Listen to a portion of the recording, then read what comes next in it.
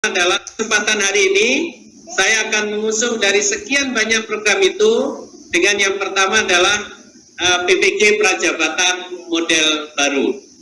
Bapak Ibu yang saya hormati, Prof. Mukhlas Samani memberikan ilustrasi yang sangat bagus terkait dengan pendidikan profesi guru ini. Jika ibarat sebuah kolam, kalau kita ingin airnya itu bersih, sehingga ikannya itu bisa tumbuh dengan sehat, tumbuh dan sebagainya, maka yang harus kita siapkan ini adalah air yang jernih. Nah, selama air yang kita tuangkan ke dalam kolam itu bukan air yang jernih, maka keinginan kita untuk menjernihkan air kolam itu tidak akan pernah terwujud. Nah, itulah gambaran pendidikan profesi guru. Sebanyak apapun PPG dalam jabatan itu kita berikan, kalau kemudian yang menjadi guru bukan orang-orang yang memang profesional, orang-orang yang berkompetensi, sehingga dia belum bersertifikasi pendidik, maka yang namanya tuntutan Undang-Undang Guru dan Dosen, yang berhak menjadi guru adalah guru yang sudah bersertifikasi pendidik, seperti yang terjadi sekarang ini, itu tidak akan pernah terjadi. Maka pastikan bahwa proses rekrutmen terhadap guru harus dipenuhi sebagaimana yang dipersyaratkan di dalam undang-undang, yaitu rekrutnya guru-guru yang sudah bersertifikasi pendidik. Nah, inilah yang kemudian coba diintegrasikan dengan undang-undang ASN dan proses pengisian formasi di dalam kebutuhan guru kita di lapangan. Nah, maka yang sekarang ini sedang disiapkan bahwa pelaksanaan pendidikan PPG terintegrasi dengan rekrutmen ASN, sehingga ketika terjadi pengusulan berapa jumlah yang dibutuhkan, maka kita sudah memperhatikan berapa formasi yang dibutuhkan di sekolah.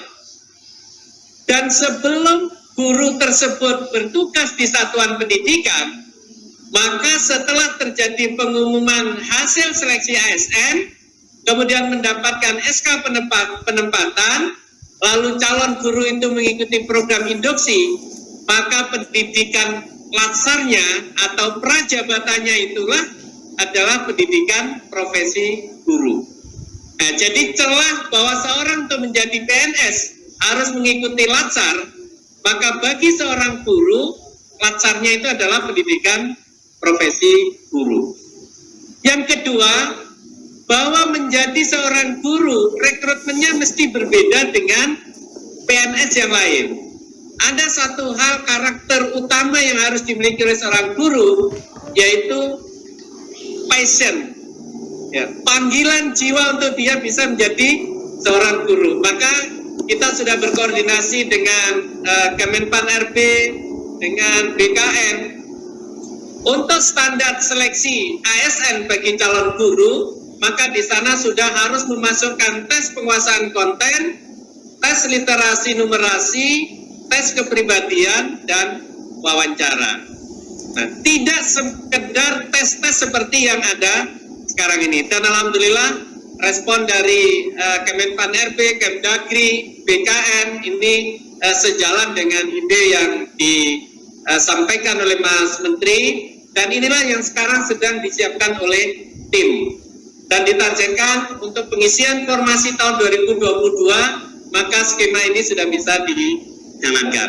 Nah, nanti bagaimana respon LPTK terkait dengan layanan pendidikan kita, maka ini adalah menjadi bagian penting yang harus dikoordinasikan, termasuk dengan para rektor yang tergabung di forum rektor. Dan ini sudah berkali-kali disonding dan beberapa masukan didapatkan. Nah, ini skemanya, dan melalui pendidikan model baru ini, maka kita akan bisa kembali kepada ide awalnya. Jadi kalau mau membersihkan kolam, maka air yang masuk ke dalam kolam itu haruslah air yang bersih. Kalau kita ingin semua guru di Indonesia ini menjadi guru yang bersertifikasi pendidik, maka semua guru yang masuk ini haruslah guru yang sudah bersertifikasi pendidik. Yang kriterianya sudah kita siapkan. Sementara yang sudah ada di dalam ini, maka intervensi untuk peningkatan mutunya akan kita gunakan dengan program guru penggerak, dengan tetap menjalankan PPG dalam jabatan yang diformulasi baru dengan segala penyesuaian sesuai dengan batas kemampuan kita. Seandainya kita tidak mampu mengintervensi PPG dalam jabatan secara penuh sekalipun, maka sangat berkeyakinan 10 atau 20 tahun yang akan datang pasti guru-guru di Indonesia ini pada akhirnya akan terisi dengan guru-guru yang sudah bersertifikasi selama kita konsisten menjalankan rekrutmen ASN untuk guru sudah dipilih dari guru-guru yang sudah bersertifikasi pendidik. Nah, ini konsep yang kita terapkan dan ini hitung-hitungan kita, dan kemarin mudah-mudahan ini komitmen dari Presiden untuk menyiapkan 1,1 triliun bagi anggaran untuk pendidikan profesi guru prajabatan, karena mudah-mudahan kondisi keuangan membaik dan insya Allah gini akan bisa kita jalankan untuk memenuhi 72.000 guru yang akan pensiun yang harus terisi di tahun yang akan datang.